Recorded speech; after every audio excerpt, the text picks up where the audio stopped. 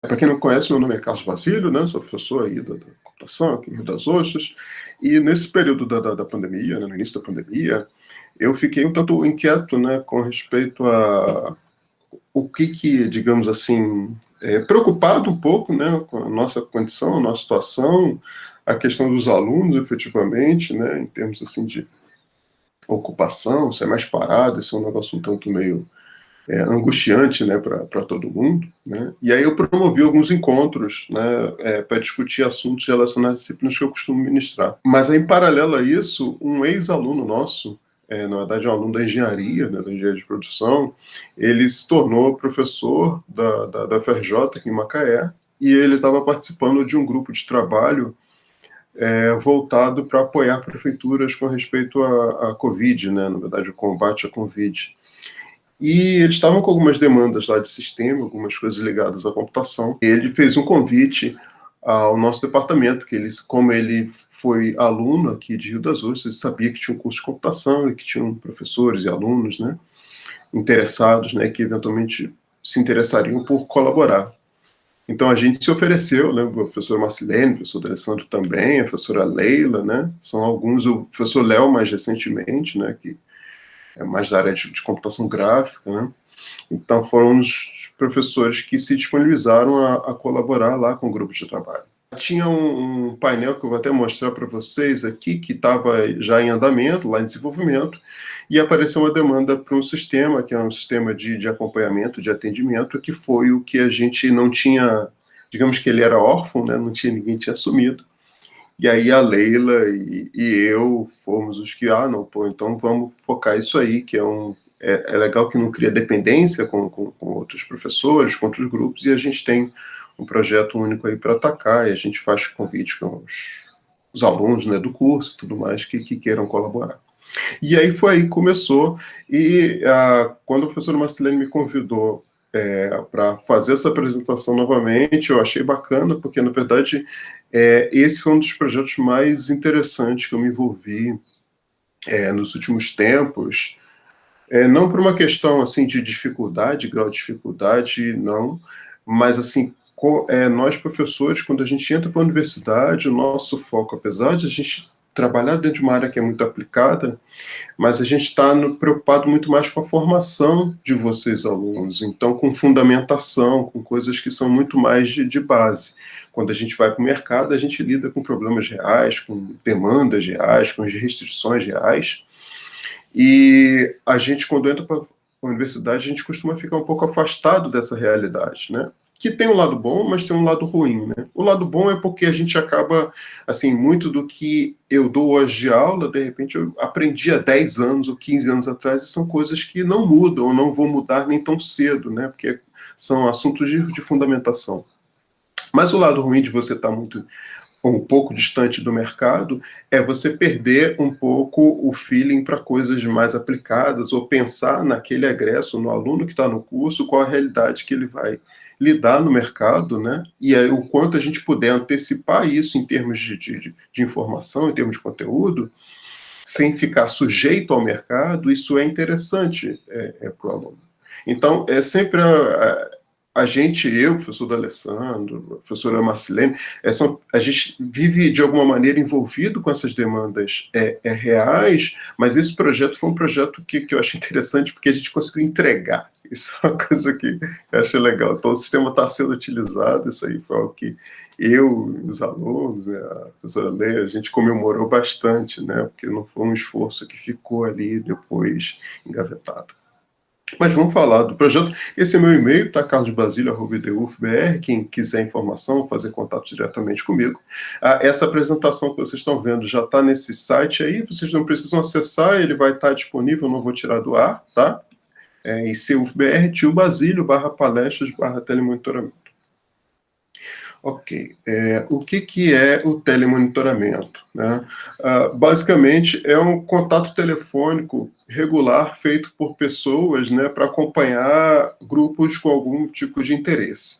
No nosso caso em particular, em função da pandemia, né, a gente tem os agentes de saúde, as secretarias de saúde, necessitando acompanhar pessoas que estão com quadro suspeito de Covid e que precisam estar isolados ou precisam ser acompanhadas de alguma maneira para serem orientadas a, por exemplo, irem diretamente para uma internação ou para serem descartadas, ou seja, com uma situação feliz aí de elas terem superado, né, a questão desse quadro, né?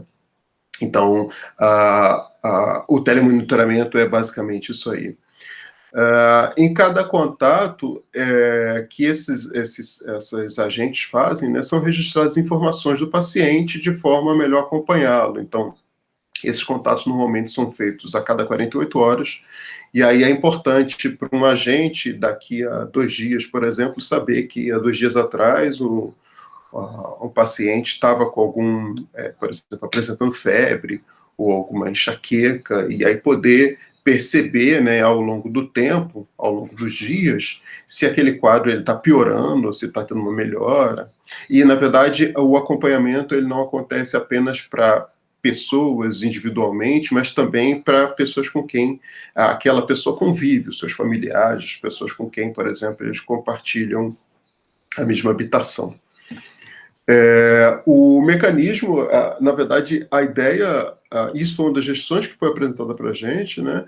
Eles deveriam conseguir acessar o sistema independente de localização, né? Independente de onde estariam, né, as pessoas, né? E até logo a gente poderia, por exemplo, ter lançado mão de criar um aplicativo, né? Mas isso não ia descartar a necessidade de ter uma infraestrutura, né? De ter bancos de dados, de ter o que na web a pessoa chama de back-end, né? Para registrar essas informações de paciente, dos seus quadros clínicos, né? Isso tinha que ser, independente do aplicativo, eu teria que ter essa parte do back-end. Então, até por uma questão que eu sabia, de urgência, né, uma vez que a gente pegou isso no início da pandemia, então os quadros estavam numa crescente, né, os casos estavam numa crescente, então a gente decidiu por fazer uma implementação, um sistema web simples, porque o back-end eu teria que implementar efetivamente, mas no front-end, ou a parte que os agentes estariam utilizam, né, que é a interface do sistema, fazendo como a web, a gente poderia fazer uma interface simples, sem muita complicação. Com o aplicativo, ainda teria as dificuldades de pensar em questão de plataforma, ou usar uma tecnologia que fosse portável, né, para os diferentes sistemas operacionais, aí, mobiles, né?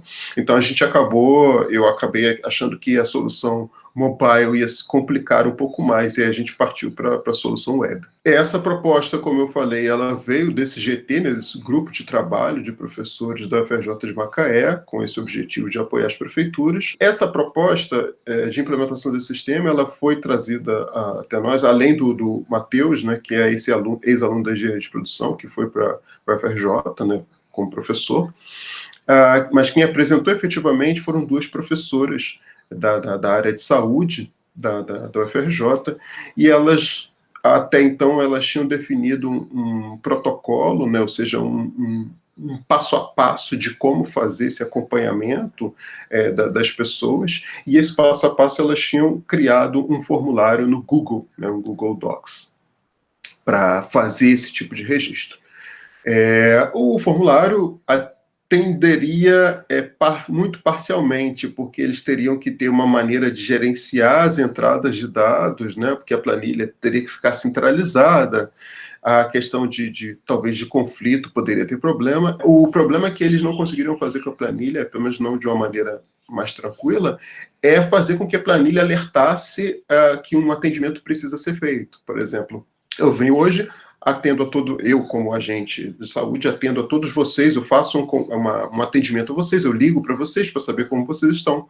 E daqui a 2 dias, eu tenho que me lembrar de que eu tenho que fazer contato com vocês novamente. Só que a gente está falando de um universo de muitas pessoas, são as pessoas de uma cidade inteira, né? Onde um grupo apenas precisa ser acompanhado. Então, fazer a coisa via planilha ia delegar muito para o agente de saúde ter que ficar o tempo todo olhando a planilha e controlando as pessoas que ele está acompanhando, e essas pessoas, a quantidade, né, aumenta a cada dia, né, infelizmente, em função dessa pandemia. Então, a questão da planilha, elas já sabiam que seria uma solução muito precária, que certamente não ia atender a toda a demanda deles, mas era o caminho que eles tinham, uma vez que eles não tinham contato com ninguém da área de computação. Essas professoras, antes desse contato com o GT, antes desse contato do grupo de trabalho, eu fui, no ano de 2009, mentor, eu, de alguma maneira, servi como um apoiador de startups ali no programa chamado Startup Macaé, um programa que foi bancado pela Prefeitura de Macaé para promover a criação e o crescimento, né, de startups e de projetos que se tornaram startups aqui na região de Macaé, principalmente Macaé e região, né? E essas duas professoras me procuraram lá nesse programa para falar de um sistema que eu não lembro exatamente, mas tinha alguma coisa ligada a essa ideia de registro, acompanhamento de pessoas. Mas a gente não tinha ainda pandemia, a gente não tinha essa demanda real, né? E nós, professores, a gente tem um monte de demandas administrativas, de aulas, de pesquisa, então a gente não consegue, por exemplo, pegar um sistema como esse, conseguir movimentar, né, atrair alunos, né, que quisessem colaborar com o projeto e fazer a coisa acontecer de uma maneira tranquila, né? Então é um pouco complicado para a gente abraçar esse tipo de demanda, né? Então, como elas tinham uma demanda bem específica e tinham uma ideia de criar um app, eu comentei com elas, e aí até um título de curiosidade, eu não sei quanto vocês conhecem dessas coisas, mas, por exemplo, essas duas ferramentas aí, a Thunkable, não sei se a pronúncia é essa, Thunkable, e esse Glide Apps, são dois sites, né, que permitem a gente criar web apps.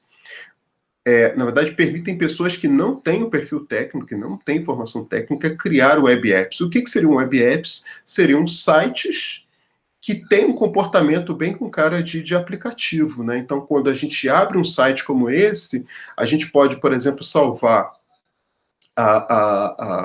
aquela URL, pedir para salvar na tela principal do nosso celular, do nosso smartphone, e aí ele vira até um ícone, né? Como se fosse um aplicativo, efetivamente, né? Mas o que tem por trás ali é um site que está bastante otimizado ou de alguma maneira simplificado para funcionar como um app, como um aplicativo nativo do celular, né? E essas duas aí são duas ferramentas que a gente consegue criar coisas um tanto simples, obviamente tem a sua limitação, mas qualquer pessoa consegue, e consegue até com algum nível de interatividade. Por exemplo, se a gente quer criar um app desses que permita às pessoas visualizar alguma agenda, eu posso incluir nesse app uma agenda, por exemplo, do Google, e eu atualizo a agenda por fora, da maneira que eu quiser, e aí toda vez que aquele grupo de pessoas, né, acessa aquele aplicativo, eles têm uma visão atualizada da agenda, né? Então, é uma maneira muito simples, né, para coisas assim, um tanto simples, mas que funciona para quem não tem uma alternativa, né? Então, na época, eu havia sugerido isso para elas. Eu criei algumas lições aqui, né, para meio que fazer a gente pensar um pouco, né, em cima dessa temática. E aí a primeira lição, baseado nisso aí, é que nem tudo acontece no momento que a gente gostaria, né? Então essas professoras, elas acabaram não usando essas ferramentas, né? Ficaram naquele momento um pouquinho frustradas, porque elas não tinham quem pudesse abraçar a demanda delas, né? Mas com a questão da pandemia, e aí um momento que eu tive parte da minha carga de trabalho aliviada, porque eu acabei não tendo que ter aulas efetivamente, e sabendo que vários alunos tinham algum tempo disponível, né, para poder trabalhar e colaborar num projeto desse. E aí eu acabei aceitando lá, junto com a professora Leila e tudo mais, e a gente conseguiu tocar o projeto, né? E foi interessante, porque na primeira reunião, elas falaram: professor Basílio, eu não sou lá do Startup Macaé. E isso foi interessante, porque foi a diferença. Elas me procuraram no final de 2019, né? E a gente voltou a se falar agora em março de 2020. Né? Então, a questão da lição aí tem um quê, assim, que não é totalmente técnico, né? Então, nem tudo acontece no momento que a gente gostaria, e é importante a gente saber lidar com isso. isso, não criar muita expectativa, muita ansiedade, né? Entender que nem sempre as coisas dão certo e quando a gente se prepara, né, infelizmente, para alguns infortúnios da vida, a gente vive um pouco melhor, né? Então, tem uma questão técnica aqui, mas tem uma questão não técnica também, tá? E que isso de alguma maneira vai caracterizar muito das lições que eu vou estar... Lições para mim, que eventualmente podem ser para vocês também. Descrição do cenário. O sistema ele foi apresentado... isso eu já comentei, né? Para o GT formado de professores da área de saúde. Uma questão... o sistema tinha que estar hospedado em algum local, né? Então, desde o primeiro momento, a gente sabia, né, que havia essa necessidade, e como o GT da UFRJ, na verdade, como na UFRJ eles têm um setor lá de TI, e até alguns dos funcionários da UFRJ são ex-alunos nossos do mestrado que a gente tem, né, da computação com engenharia aqui em Rio das Ostras, então acabou facilitando um pouco a interação, porque eu comecei a fazer contato com pessoas que eu já tinha relação, em função de já terem sido os alunos aqui nossos do mestrado, né? Mas eu sabia já de antemão que a gente teria uma máquina aqui na UFRJ, em Macaé, para hospedar esse sistema. E já havia também uma outra informação, uma sala de situação sendo implementada em Python e disponível nesse servidor da UFRJ, aqui em Macaé, né? Só para ilustrar a questão da sala de situação, eu estou mostrando aqui só uma ideia, né, uma visão, mas basicamente é um painel como esses várias prefeituras têm montado, exibido, resumindo informações de casos e óbitos, infelizmente, né, e de recuperados com respeito à Covid, né? E esse painel ele foi construído uma professora da FRJ, a professora Janaína, que coordenou com alguns alunos dela, e hoje o professor Leonardo, nosso professor também da área de computação gráfica, ele também tem ajudado nesse projeto aqui, e que basicamente é uma ferramenta para exibir, né, informações de um município particular ou de toda a região aqui aqui dessas cidades, na verdade, que se disponibilizaram a dispor informação. São Francisco da Bapuana, São João da Barra, Rio das Ostras, Carapebus, Macaé, São Fidélis e por aí vai, né? Algumas têm informações mais atualizadas, como, por exemplo, Quissamã, que é a prefeitura que se interessou, se aproximou bem do grupo de trabalho. Pois bem, segunda lição com respeito a isso... um profissional, em particular, aqui a gente está falando com a gente da área de TI, com a área de computação, então um profissional de TI, ele precisa ser flexível, e aí eu falo dessa flexibilidade com respeito a Python e MySQL. Provavelmente, se eu recebesse essa demanda em algum momento desse sistema, não necessariamente eu iria optar por Python e nem por MySQL, né? Essa escolha foi puramente em função do cenário que a gente tinha, que a gente imaginava que iria ter, né? Então, nas primeiras conversas, eu soube que esse painel que eu acabei de mostrar para vocês, ele foi implementado em Python, né, com as bibliotecas lá, gráficas lá, para exibir aqueles gráficos em Python. Então, eu nem pensei duas vezes, não. Vamos, então, desenvolver a solução em Python, porque a gente sabe que o servidor, porque a gente sabia que ia ter que rodar no mesmo servidor. Então, foi essa a razão de ter escolhido tanto o Python quanto o MySQL. E aí, por que eu estou comentando isso com vocês? Porque, às vezes, a gente vê alunos ou pessoas até que não tem, pessoal que está ainda no começo da carreira, ou ainda não tem tanta experiência, e ficam falando, não, eu gosto de A, gosto de B e tudo mais, e, na verdade, a gente, como profissional, a gente tem as nossas predileções, né, as coisas que a gente prefere, mas na prática, no mundo real, isso aí, a nossa predileção não quer dizer absolutamente nada, né? A gente acaba seguindo de acordo com quem está pagando para a gente fazer determinado trabalho, né?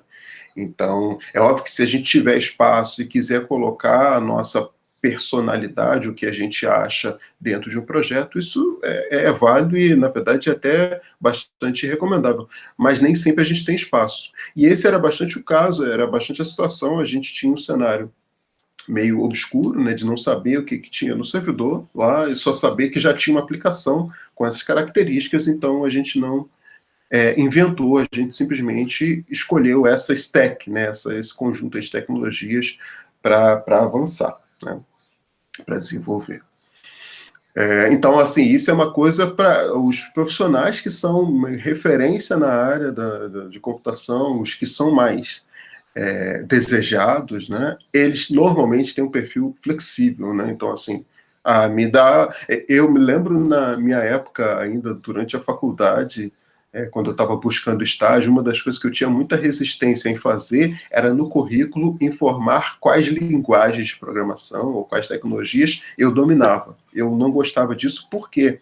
Porque quando a gente começa a se entender fundamentalmente a programação e sabendo que as linguagens têm muita coisa em comum, a tua entrada, a tua seleção depender de você saber uma linguagem A, uma linguagem B, é um negócio meio cruel, porque para qualquer pessoa bem formada em computação, se você dá uma linguagem para ela de programação, se você dá uma semana, em uma semana aquela pessoa já vai estar sabendo se virar dentro daquele ambiente, né? Então, era uma coisa que eu criava uma certa resistência, né? Quando tinha que montar currículo, de listar que linguagens, que ambientes eu dominava, porque dominava não, mas que eu tinha afinidade, e eu achava que era uma coisa meramente de tempo, né? Mas então, a gente pode ter as nossas predileções, mas a questão da flexibilidade é um negócio que eu acho importante. Chegou essa demanda, eu até antecipei um pouco essa questão de Python e MySQL, mas antes disso a gente analisou algumas alternativas para esse sistema. A gente viu primeiro esse OpenAMR, que até o pessoal do suporte da TI da UFRJ tinha comentado com a gente. Esse é um software open source gigante, assim, um software para, por exemplo, fazer a automação hospitalar, e você ter prontuário, ter uma série de coisas todas concentradas ali dentro de um mesmo software, né? Um software gigante, e daqueles softwares que fazem a gente entender uma dos mecanismos pelos quais os projetos open source podem gerar lucro, que pode parecer contraditório, né?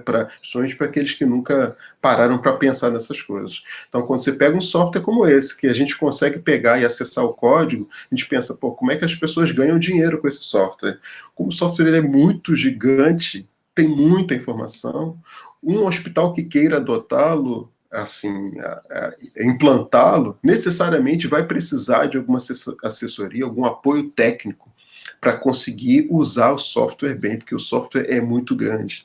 E aí, nessas consultorias, nessas assessorias técnicas, que as pessoas que mantêm esse software open source ou que criaram esse software, aí que eles conseguem receber pelo investimento que fizeram nesse software open source, né? Então, esse software foi muito bacana, mas assim, ele é muito bacana, mas a gente viu que ele era gigante, a demanda que eles tinham era muito pequena, e a gente ia levar muito tempo para customizar no nível que eles esperavam. Uma segunda sugestão, essa também do pessoal lá do suporte da FRJ, esse software eles usam no suporte, é o chamado S-Ticket, que basicamente o que acontece, esse setor de TI da UFRJ, eles dão conta de todo o campus, né? Então, toda demanda que tem de professor e aluno com respeito a informações de TI, isso é concentrado nesse suporte. E aí eles gerenciam essas demandas usando esse software, o S-Ticket, que também é um software open source,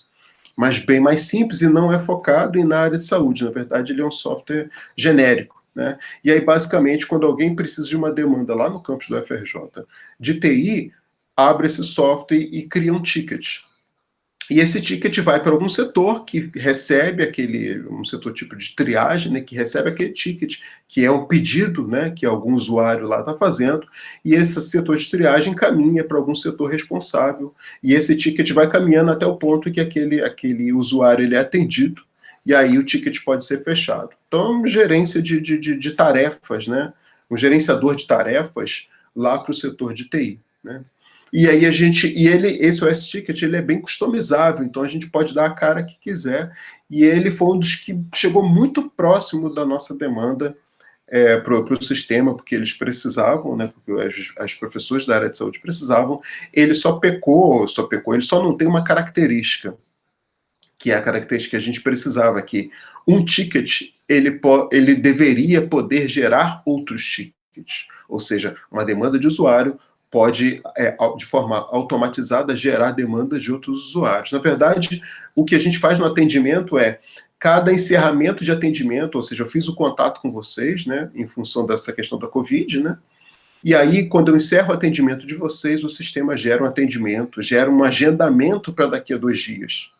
E isso a gente não conseguia fazer com o S-Ticket, né? Foi uma pena, porque senão a gente estaria com o software pronto. E aí não teve jeito, a gente teve que lançar a mão mesmo do desenvolvimento do software próprio. Com isso vem a terceira lição: não reinvente a roda, né? Então a gente estava num cenário meio de crise, eles precisavam do sistema o quanto antes, e aí antes da gente se debruçar, criar um sistema do zero, por mais que é interessante, a gente cria, dá a nossa personalidade, mas se eu já tenho algo pronto, eu vou estar atendendo aquele cliente, né, aquela pessoa que está com uma demanda muito mais rapidamente do que implementando um sistema do zero, né? Infelizmente a gente não conseguiu, foi uma coisa que a gente matou em uma semana, analisando esses 2 sistemas aí, e aí a gente partiu para criar um sistema novo, né? Mas nem sempre essa é uma solução interessante. Tecnologias adotadas, a gente usou Python, como eu falei, para web, né, para o pessoal, os agentes de saúde poderem acessar de casa. A gente usou Flask, que é um framework. Imagine uma biblioteca, para quem não tem a familiaridade aí com frameworks, mas digamos, uma ferramenta pré-pronta para a criação de aplicações web, né, esse Flask, né? Então ele tem um monte de ferramentas lá que agilizam o processo de criação de aplicações web. E, na verdade, hoje no mercado, né, quando a gente vai para o mercado, dificilmente você cria uma aplicação toda do zero. Na verdade, a gente reaproveita muitas coisas que já estão prontas ou pré-prontas, que é o caso que a gente fez aí com respeito ao Flask, né, esse framework. O MySQL como banco de dados, como eu já comentei. O projeto, a gente usou o GitHub, né, para hospedar o código, e a gente controlou um pouco as tarefas que a gente tinha que fazer, o que precisava fazer, usou o Trello. Desses aí, eu acho que o Trello foi o que foi utilizado da maneira menos devida, né, porque o time era bastante diverso e tudo mais, então ficou uma coisa muito mais para eu e a professora Leila ficar acompanhando. Esse aqui está só na verdade não é a tela do sistema, é só para vocês entenderem um pouco. Esse aqui só é um about, tá? Aqui tá as nossas carinhas. Tá faltando gente aqui, tá? Mas tá eu, a Leila, a professora Janaína do FRJ, tá o Cadu, o Cadu e o Luan foram os indicados pela Leila que começaram o projeto, né? O Cadu e o Luan. Depois entrou o Edson Onildo, entrou a Isabela Carvalho, entrou a Nayara, entrou o Matheus Antônio, entrou o João Vitor, que eu acho que até aí está na sala, né, acompanhando, e a gente tem o Anselmo Antunes e o Guilherme Martins, é o nosso time aí de feras, né, a galerinha muito craque, né, a galerinha que já está com uma maturidade muito bacana aí em computação, né. Quarta lição: no comando, ouça os seus subordinados. Logo no início do projeto, a gente ficou nesse dilema de qual framework utilizar. Eu conhecia o Django, que é o framework mais famoso em Python, né, para web, para criação de aplicações web. E esse Flask, quem sugeriu foi o Cadu, foi o Carlos Eduardo, que estava lá no início do projeto. E eu nunca tinha utilizado nenhum dos dois frameworks. Eu já tinha visto, né, o pessoal utilizando muito o Django, mas não tinha experiência prática com nenhum. O Cadu, por sua vez, já tinha criado projetos com os dois frameworks. E ele falou: olha, Basílio, o Django, ele é meio que você vai estar matando um canhão, ou matando uma formiga com um canhão, né? Então o Django, ele é bastante parrudão e tudo mais. O Flask é algo mais flexível e mais compatível com a nossa demanda, né? E aí, basicamente, eu não questionei, né? Resolvemos embarcar aí no Flask, né? Tivemos algum detalhezinho no caminho que, de repente, com Flask, com Django, poderia ter caminhado de uma maneira um pouco mais natural, mas, no geral, a escolha foi muito bacana. Uma das coisas interessantes desse framework é que ele deu bastante independência para o time, né? Então, todos eles ali que eu apresentei puderam trabalhar de uma maneira bastante independente dos demais. Isso aí foi bem bacana. Quinta lição, aí em seguida também, mesmo sob pressão, não abra mão da sua capacidade criativa. E aí a dica, o comentário disso é com respeito à criação de formulários. Eu vou só abrir na verdade, deixa eu só sair aqui da apresentação. Eu vou mostrar para vocês a seguinte coisa. Essa aqui é a tela do sistema que o agente de saúde ele tem contato, né? E aquele about que eu havia, aquela tela do about que eu havia mostrado para vocês lá dentro da apresentação, essa tela foi até eu que criei, a tela mais bacana do sistema, brincadeira. E essa tela, uma coisa interessante, ela está baseada num template que estava disponível lá no Flask, e o template ele era uma tela mesmo para exibir um time, né? E o negócio era um HTML horroroso.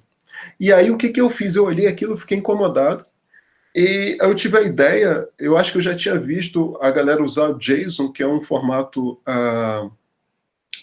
de texto, né? Um formato bastante legível, né, para a gente lidar com informações.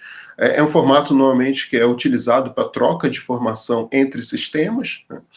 E aí, para essa tela, eu criei um JSON que tem essas informações aqui, a informação das pessoas que fazem parte do sistema.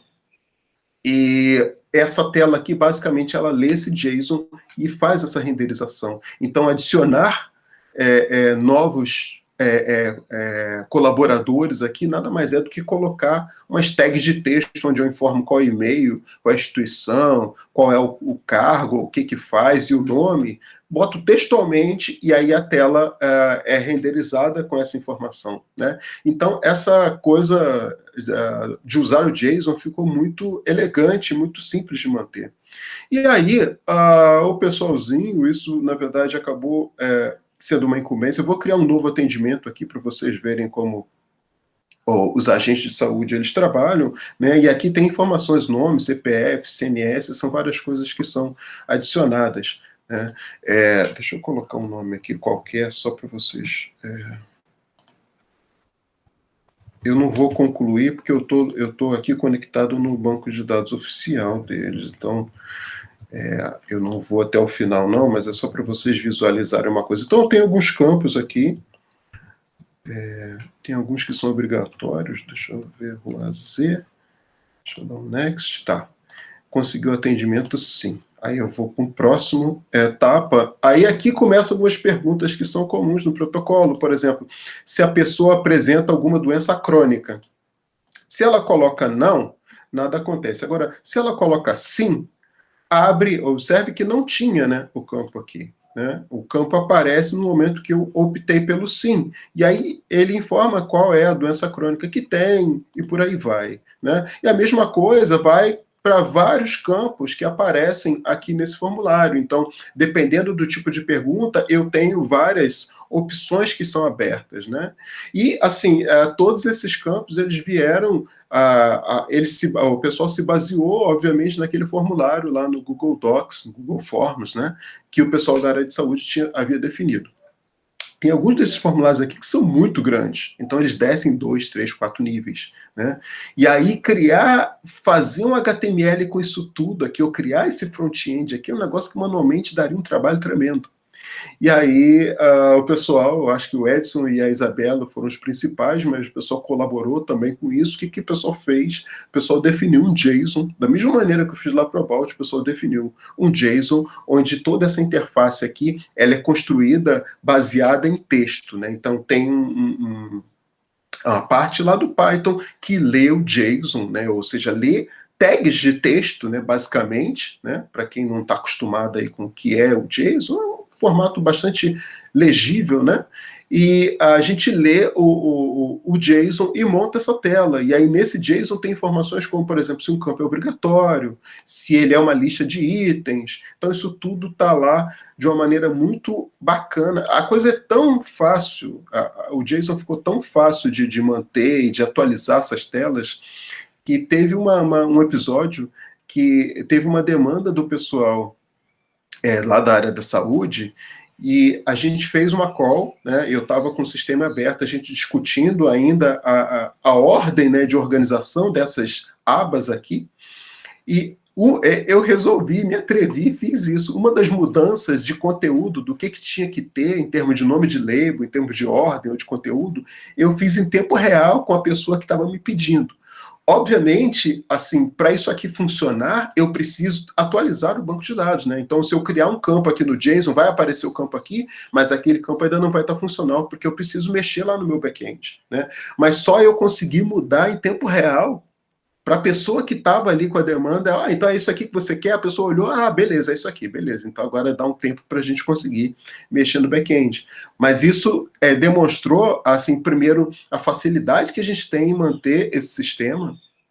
E, assim, e essa facilidade só foi possível porque a gente conseguiu fazer a coisa de uma maneira bem interessante, né? Com isso, eu falei isso tudo para compreender essa lição. Então, assim, mesmo sob pressão, a gente estava com digamos, a corda no pescoço, né, tendo que correr para entregar a coisa dentro do prazo que eles estavam esperando, né, para o sistema passar a ser utilizado. Mas mesmo sob pressão, a gente nunca deve abrir mão da nossa capacidade criativa, né, de fazer as coisas, de fazer bem feito, né? Nesse caso, ainda acontece uma coisa bem interessante, que foi motivo até da gente comemorar, uma comemoração nerd nossa, assim, técnica, mas que faz parte. Nessa questão de ler o JSON, alguns formulários abrem outros formulários. E aí o pessoal usou uma recursão clássica, básica, para fazer essa renderização. Então, alguns daqueles formulários ali, eles são apresentados, assim, a maneira como eles são montados é uma maneira recursiva, que é o tipo de coisa que eu nunca imaginei que a gente fosse fazer num front-end para montar uma interface, assim, é uma coisa que aconteceu na hora e a gente fez, na verdade eles fizeram e ficou muito bacana, né? Então, assim, não, mesmo sob pressão, não abram mão dessa capacidade criativa. Porque se a gente, por pressão, entrega uma coisa meia boca, a gente vai ter, digamos, ser visto como pessoas que entregam coisas meia boca. Por mais que, de repente, mais à frente, a gente vai melhorar, a gente vai dar uma cara melhor, mas aquela primeira imagem lá, ela ficou. A quem está vendo aquela entrega meia boca não sabe se você é uma pessoa que entrega algo meia boca ou não. Você, em função da situação, teve que entregar algo meia boca. Isso não fica muito claro, né? Então, na dúvida, a gente procura dar o nosso melhor dentro do tempo ali que a gente tem. E foi isso que a gente fez. Então, foi um esforço inicial de planejamento e de ter as sacadas corretas ali para resolver esse problema, mas depois que resolveu, a coisa ficou muito interessante de ser mantida. O estado atual, o sistema, no início, ele foi pensado para a Prefeitura de Macaé, que não sei exatamente por que razão acabou não adotando, que Saman ela adotou e hoje é quem utiliza esse sistema. Há um interesse ainda da Prefeitura de Rio das Ostras, especificamente para gestantes.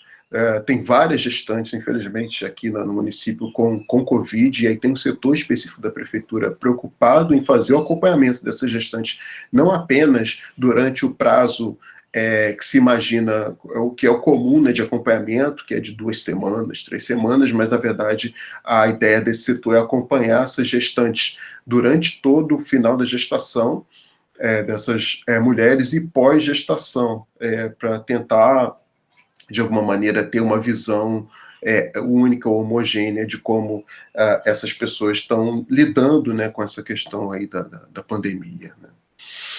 Mas a Prefeitura de Rio das Ostras tem um limitante, tem um problema, que é o fato de os agentes de saúde, eles vão com os celulares para a rua e eles não têm, celulares não, com tablets, e eles não têm internet na rua.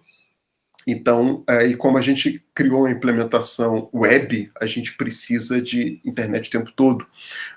Tem até um aluno, agora, o Guilherme Machis, que está tentando fazer acesso offline dessa aplicação. Obviamente, vai ter uma limitação, né? Mas a alimentação que tem vai ser suficiente para o que eles precisam, né? Mas não é um negócio muito tranquilo de se fazer, não.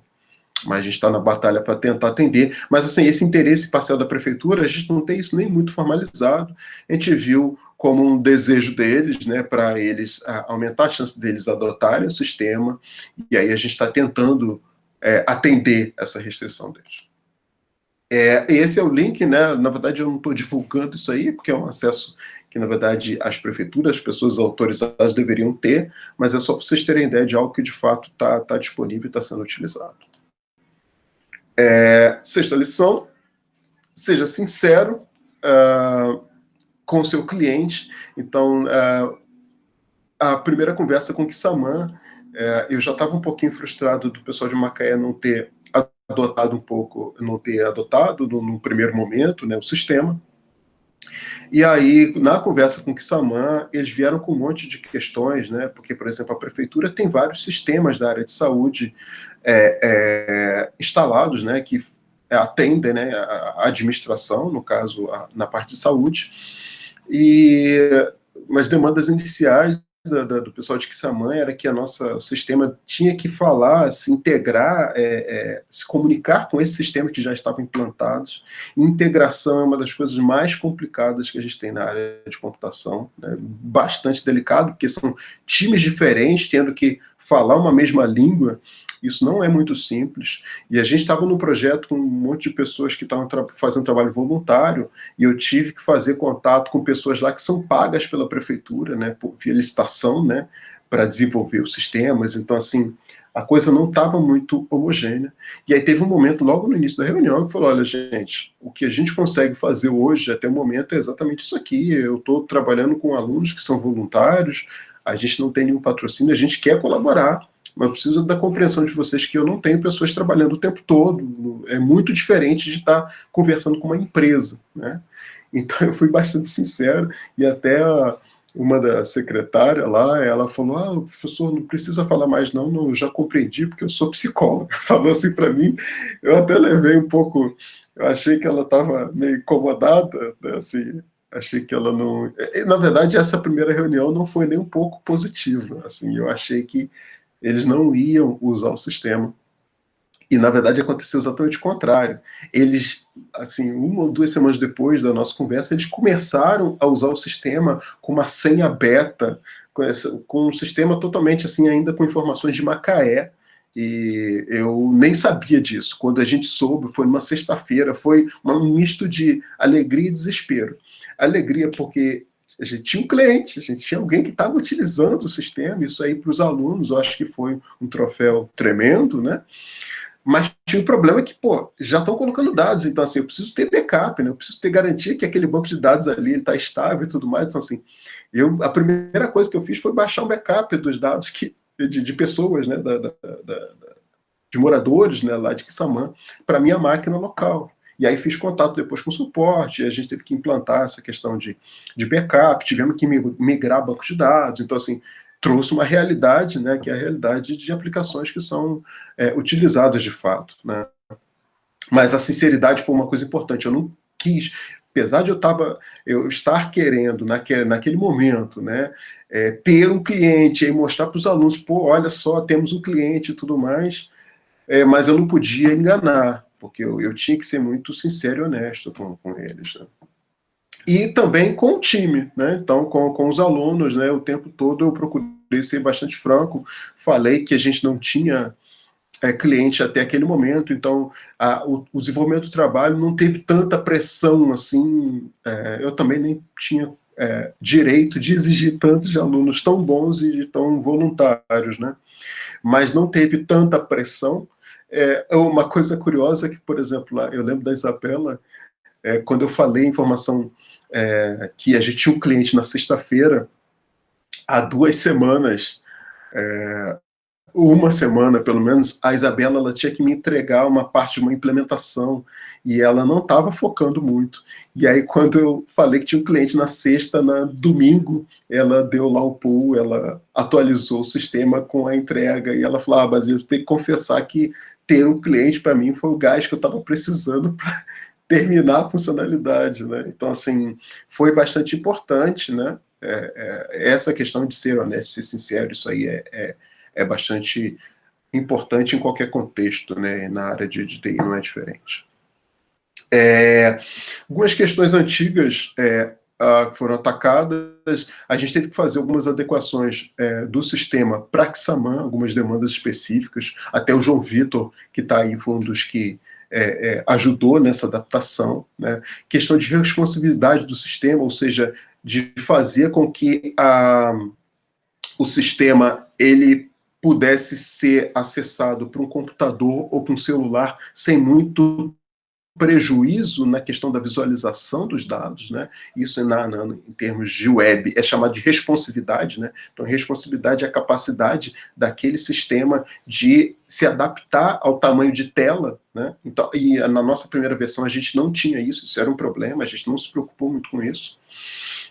A dependência da internet, por exemplo, em função de Rio das Ostras aqui, documentação do sistema, testes automatizados e refatoração de código, ou seja, melhoria, né, eficiência de algumas coisas que tem lá no código. Então, são algumas questões que ainda, na verdade, algumas delas que a gente precisa ainda atacar para esse sistema. Sétima lição sabendo de alguma oportunidade, mesmo nos casos que a gente já tenha perfis interessantes, uma sugestão, principalmente em coisas assim públicas, não, coisas gerais, né, a gente divulgar da forma mais ampla possível, né? Além da propaganda que a gente faz do sistema ou da oportunidade, a gente pode ir nesse trajeto ser lembrado de perfis que a gente não tinha imaginado, né, mas que de repente foram alcançados, né? Quando a gente teve essa questão de Xamarin, né, se interessando, e aí o sistema começou a funcionar, algum daqueles problemas, falei, não, a gente precisa resolver isso, e o time, né, as pessoas que estavam colaborando com o projeto, tem as suas, cada um já está trabalhando, já tem outras demandas, né, então eu precisava dar uma reforçada. E aí eu resolvi fazer uma divulgação, e eu encaminhei mensagem, convite na lista de e-mails que a gente tem do curso, eu postei no Facebook, né, e marquei uma apresentação para falar do projeto e tentar cativar a galera, né? E uma coisa interessante dessa lição também, dessa divulgação, é porque isso teve uma implicação também interessante para o projeto. Porque no momento que eu percebo, eu preciso aumentar o time, eu preciso angariar novos voluntários, esses voluntários eles têm que ter o trabalho facilitado, né? Então eles têm que ter, assim, eu não posso criar dificuldade, eu tenho que facilitar a chegada desse pessoal. E isso aí culminou em duas ações emblemáticas, bastante interessantes. A primeira delas foi o GitHub, esse projeto no GitHub. Ele estava num projeto, ele era um projeto privado, né, fechado na conta do Carlos Eduardo, que foi quem iniciou lá junto com o Cadu. Eu olho com muitos bons olhos para a questão do desenvolvimento open source, principalmente para a gente dentro da universidade, né? Então a gente desenvolver ou contribuir com a sociedade, né? Então sou muito favorável a isso. Então, já em algum momento, antes de chegar a esse ponto crítico, eu já achava que esse projeto já devia se tornar público, né?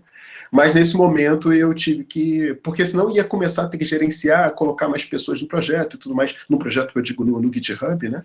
E aí torná-lo público simplificaria, né, o processo. E aí eu mandei uma mensagem para o pessoal, falou, olha, pessoal, porque assim, de alguma maneira é a colaboração de todo mundo que está ali, né? Então eu tinha que contar com o consentimento de todo mundo. Falei, olha, pessoal, tem a situação, a gente precisa aumentar o time, o que vocês acham de tornar o projeto público? E não teve ninguém que ponderaço, não, legal, beleza, e aí foi a primeira ação, né? Então hoje o projeto vocês conseguem acessar e ver o projeto lá no GitHub, consegue fazer fork, né? Consegue clonar, ou seja, consegue copiar o projeto para a conta de vocês, né? Então o projeto é público, né? Isso foi uma primeira ação interessante e importante para preparar a chegada da galera. E a segunda ação foi usar o Docker, que é uma ferramenta, não vou dar muitos detalhes, é uma ferramenta que permite a gente, de uma maneira, criar um ambiente onde determinado sistema possa rodar. Então, esse nosso sistema, a gente tem o Flask, que é um framework para web em PHP, em Python, né? Um framework para desenvolvimento web em Python, a gente tem uma SQL, a gente tem algumas coisas específicas dessa implementação, dessa aplicação, né? A instalação para algum novo desenvolvedor é um trabalho chatinho, porque a pessoa tinha que ir ali na sua máquina instalar uma SQL, instalar A, instalar B, não sei o quê, para depois ter a aplicação no ar, né? E aí o Docker, ele dá uma automatizada nisso, né? Então eu criei um script lá do Docker, e aí qualquer novo contribuidor que queira colaborar com o projeto, basta instalar o Docker na sua máquina, né? E aí rodar um script, na verdade, é como se eu vou rodar um comando na linha de comando ali. Run. E aí, quando eu faço isso, a máquina sobe todo aquele meu script que executa, que cria essa máquina virtualmente, ele é executado e a máquina vai para o ar com todas as restrições, com tudo que precisa, né, para a aplicação, no caso, essa aplicação de telemonitoramento funcionar, né? Então, essa criação do Docker também trouxe um nível mais profissional para a nossa aplicação e simplificou a entrada de novos desenvolvedores, né?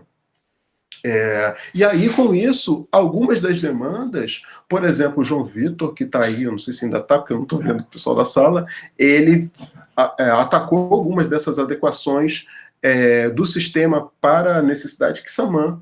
O Anselmo, observe a importância, o Anselmo, ele foi um ex-aluno nosso já de vários anos atrás, ele hoje mora na Dinamarca, e está acompanhando essa que a gente está no período de pandemia, né? Infelizmente aqui no Brasil hoje parece que a pandemia acabou, mas no mundo as pessoas muito isoladas, né? E muitas pessoas que saem do Brasil, elas sempre ficam querendo acompanhar o que está acontecendo no Brasil, se informar, né? E de alguma maneira manter aquela identidade. E quando ele está no grupo do curso no Facebook ainda, e quando eu divulguei, para mim foi uma surpresa, quando eu abri a sala lá, começou a chegar todo mundo, eu olhei e falei, mas gente, Anselmo, o que você está fazendo aqui? Ele, Basílio, eu vi o teu post lá no Facebook e achei legal, pô, e tô querendo colaborar. E aí, porra, para mim foi um negócio incrível, o cara lá da Dinamarca, aí, questão de fuso e tudo mais, mas ele se adaptou para estar na reunião naquele dia, e ele foi o cara que implementou a responsabilidade de ponta a ponta do sistema. Na verdade, ninguém teve que se preocupar. Hoje o sistema a gente abre do celular e ele casa perfeitinho, resolveu nosso problema de responsabilidade que tinha, né? E deu a contribuição, ficou feliz porque ele sabe que ele está colaborando com um projeto open source, com uma prefeitura que não tem recurso, no caso a prefeitura lá de Quissamã, que tem um monte de necessidade, né? Então ele ainda tem uma questão de alimentar o ego, né? O cara certamente ficou feliz com a contribuição, né? E o Guilherme também veio nessa chamada aí que eu fiz, né? O Guilherme está trabalhando nessa questão da dependência da internet. A gente achou que isso já estava resolvido, mas ainda encontramos problemas, ele não conseguiu resolver. Essas outras são questões ainda um pouco mais gerais e que ainda estão em aberto. Tem algumas demandas ainda aparecendo. Existe uma possibilidade agora mais recente desse sistema ser utilizado num outro projeto aqui para Rio das Ostras, só que aí eu estou tentando vincular essa questão do projeto a algumas bolsas, como essas bolsas que são ofertadas pela universidade mesmo, para de alguma maneira tentar estimular um pouco mais e de alguma maneira remunerar da forma, não vou dizer devida, mas pelo menos fazer com que o aluno tem ali um retorno. A gente sabe que o custo de vida para quem mora em Rio das Ostras, alunos, né, não é barato. Então, assim, eu estou com a expectativa positiva de que devem aparecer algumas oportunidades para adaptação desse sistema para uma demanda aqui de Rio das Ostras. Não é para a Covid, mas está no contexto, né? Vários benefícios de colaborar, essa questão de conhecer, passar a ter contato com várias tecnologias, relação interpessoal, né, integração e colaboração com o time. Então, vez ou outra, a gente tem que interagir, e isso é muito positivo, né? Participar formalmente de um projeto de extensão, né? A gente tem um projeto cadastrado lá na ProEx, e a gente adiciona cada aluno no projeto. Isso também acredito que deva valer ponto para atividade complementar. Eu não tenho acompanhado isso efetivamente, mas certamente isso vai contar ponto. Isso aqui é uma promessa minha da professora Leila de ter pizza e guaraná cerveja Guaraná aí no final, quando a pandemia acabar, a gente precisa reunir a galera e comemorar um feito, né, que é você conseguir elaborar um sistema, colocar o sistema no ar, ter um cliente, todo mundo da sua casa ou todo mundo remotamente, ninguém se encontrou em momento algum, né? Então, um desafio aí bastante bacana que a gente conseguiu superar. Então, resumindo aqui, das lições, né, alguns aprendizados, né? Primeiro, aquela questão do timing das professoras, nem tudo acontece quando a gente gosta ou quando a gente espera, então paciência é uma coisa importante da gente ter. A questão da flexibilidade com respeito às tecnologias, então ser maleável, né, e ter essa capacidade, isso é bastante importante. Não reinventar a roda, procurar ser pragmático sempre que possível, né? Porque se a gente está no mercado ou com restrições, não adianta a gente ficar inventando, porque pode ser que a gente não cumpra aquilo que a gente está propondo e uma solução que seria mais simples, ela também não vai ser utilizada, né? Então, sempre que possível, ser pragmático. No comando, a gente ouvir os nossos subordinados, isso é uma das coisas principais de ser um líder, né? Então, eu já fui diretor do campus aí em Rio das Ostras, então já li algumas coisas ligadas à liderança e tudo mais, eu até recomendo a todos, porque você, para ser líder, você não precisa ser chefe, né? Qualquer pessoa, a pessoa na base da pirâmide lá, aquela que não tem ninguém abaixo dela, aquela pessoa pode exercer liderança tranquilamente. Não é uma característica apenas de pessoas que exercem algum cargo de chefia. Tá? E aí o que é a questão da liderança de alguém lá na base? É, por exemplo, você ser proativo, né? Você identificar um problema e não esperar que alguém te aponte, olha, aquele problema precisa ser resolvido para você iniciar a resolução. Então, proatividade é uma das características, e essa questão de ouvir subordinado, isso é básico, né? E eu não sei se eu era o líder efetivamente, mas eu via, na verdade, os alunos, acho que em função dessa relação professor-aluno, né, eu acho que eles colocavam até uma carga maior de definição para esse projeto, né, de como as coisas deveriam funcionar, eles colocavam em mim uma carga maior do que eu gostaria de ter. Né, eu sempre que pude, eu promovi muito a autonomia da galera, e assim, o projeto ele tem muito, é um projeto de muitas mãos, né, então assim, poucas decisões, digamos, eu fiz, na verdade, a maioria foi o pessoal decidindo junto. Mesmo sob pressão, não abra mão da sua capacidade criativa, e isso eu estou falando de capricho. Na nossa cultura, isso é uma tecla que eu venho batendo assim, há algum tempo, a gente, lá fora, por exemplo, a gente é muito, assim, na área de TI, a gente é muito bem visto como sendo um povo muito criativo. Então, um povo que, no meio de uma dificuldade, consegue ter uma sacada e sair de uma armadilha. Então, criatividade não nos falta. Agora, capricho nos falta.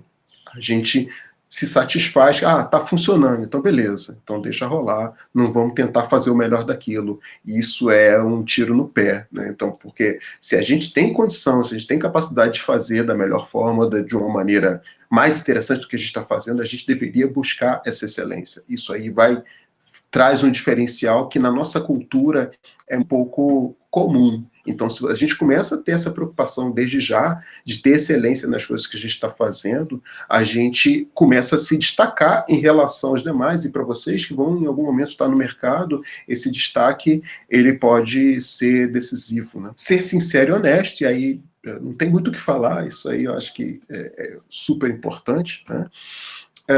E na questão da divulgação, eu ia falar, seja marqueteiro, eu não gosto, a gente da área de TI, a gente é muito introspectivo, a gente não costuma fazer muito propaganda das coisas que a gente faz, mas tem muita gente que ganha muito espaço e às vezes domina ou entra um pouco nos nossos espaços com um marketing deliberado, né? E a gente não sabe fazer muito marketing, não, tá? Mas a gente precisa se preocupar um pouco com isso. Mas ao invés de falar de ser marqueteiro, seja informativo. Procure divulgar as coisas que a gente faz ou publicizar de uma maneira que as pessoas tenham acesso e de repente até se interessem em colaborar com aquele projeto, ou colaborar com aquela ideia que a gente está propondo, que a gente está ali avançando. Isso é bastante importante. Só uma curiosidade final aqui, essa apresentação eu estou usando esse framework, mais uma palavra framework aí, né? É uma ferramenta em JavaScript para montagem de apresentação, tá? Ela é bem interessantezinha para apresentações técnicas. Essa apresentação não foi tão técnica, mas eu reaproveitei uma que eu tinha e que eu fiz com esse Review.js, que eu recomendo, acho bem interessante. É um projeto open source, vocês conseguem ver o código no GitHub e tudo mais, ele é bem legal. E é isso. Aí está novamente o meu e-mail. Esse endereço aí, TME, é um grupo que a gente tem no Telegram, né? https t.me telemonitoramento _covid-19. Para quem aí tiver interesse, e não precisa ser um interesse, isso foi bem legal, né? Quando eu fiz essa divulgação para os alunos, né, tentando atrair aí colaboradores, eu falei, olha, pessoal, para vocês que, beleza, eu acho que não tenho condição de colaborar, eu não tenho muito perfil, eu não tenho tanto interesse, mas eu quero ver as coisas que estão acontecendo, vocês podem se inscrever no grupo no Telegram e ficar lá só observando as trocas de mensagens, de repente trocando mensagem com as pessoas, ou se informando sobre que tecnologias ou que ideias a gente está explorando, mas não precisa entrar, não há essa condição, tá? Entra no grupo só se for colaborar. Não, tem vários lá no grupo, né, que ainda não colaboraram, mas estão lá e são pessoas do nosso curso, né, pessoas que a gente tem alguma relação. E até eu estava pensando nisso hoje, uma coisa que vocês, eu acho que deveriam não se preocupar, mas perceber, a questão que a gente fala, às vezes, de networking, de mercado, esse networking, ele já acontece hoje com vocês dentro da faculdade, assim, acreditem, né? Então, assim, vários colegas de vocês que ainda estão no curso já estão em empresas, e tem alguns até que já estão em posições de, por exemplo, abrir espaço para outros egressos do curso ou alunos para estagiar, né? Então, assim, a questão do fazer bem feito, de várias das coisas que eu comentei aqui ao longo da apresentação, elas já são importantes porque vocês já se conhecem, né? Então, eu já vi aluno, por exemplo, quando vai, aluno ou aluna, né, quando vai para uma empresa, né, ou interage comigo, olha, eu estou precisando eu tenho uma vaga aqui, eu estou pensando em chamar fulano, não vou chamar ciclano, porque ciclano eu acho que ele não é tão engajado, ou isso e aquilo. Então, assim, essa visão que vocês já têm entre vocês, né, já é um network, isso aí já vai para o adiante, né? Então, assim, se preocupem em ter excelência, em terem capricho, em se dedicarem no que vocês fazem desde já. Não esperem trabalhar bem apenas quando estiverem na empresa, ou com um emprego, porque até lá muita coisa já vai ter acontecido, tá? Assim, espero que vocês tenham curtido.